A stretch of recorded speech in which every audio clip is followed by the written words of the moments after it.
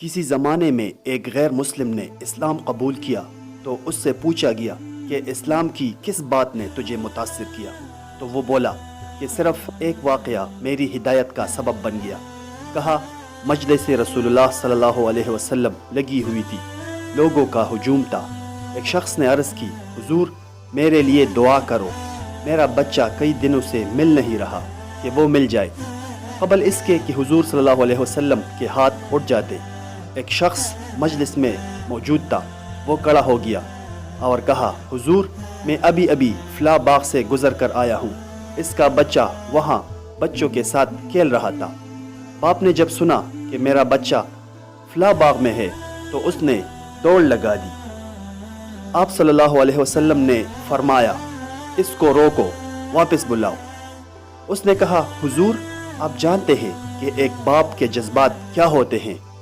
آپ صلی اللہ علیہ وسلم نے فرمایا، اچھی طرح سے آگاہ ہوں، لیکن تمہیں بلایا ہے، بلانے کا بھی ایک مقصد ہے۔ اس نے کہا، جی حضور ارشاد فرمائیے۔ آپ صلی اللہ علیہ وسلم نے فرمایا، جب باغ پہنچ جاؤ، بچوں کے ساتھ اپنے بچے کو کھیلتا ہوا دیکھ لو تو بیٹا بیٹا کہہ کر آوازیں نہ دینے لگ جانا، جو نام رکھا ہے اس نام سے پکارنا۔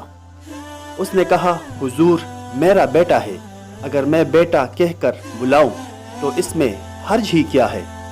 تو آپ صلی اللہ علیہ وسلم نے فرمایا، تم کئی دنوں کے بچھڑے ہو، تمہارے لہجے میں بلا کا رس ہوگا، اور تم نہیں جانتے کہ کھیلنے والوں میں کوئی یتیم بچہ بھی ہوگا، اور جب تم اپنے بیٹے کو بیٹا کہہ کر پکارو گے تو تمہارا لہجہ اتنا میٹھا ہوگا کہ اس کے دل پر چوٹ لگے گی اور کہے گا کہ کاش میرا بھی باپ ہوتا، مجھے بیٹا کہہ کر پکارتا۔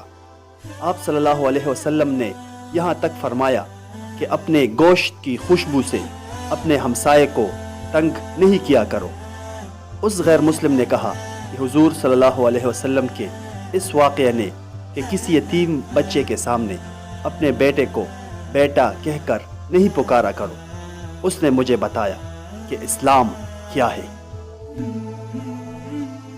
دوستو چینل کو سبسکرائب کریں اور بیل آئیکن پر ضرور کلک کریں۔ شکریہ۔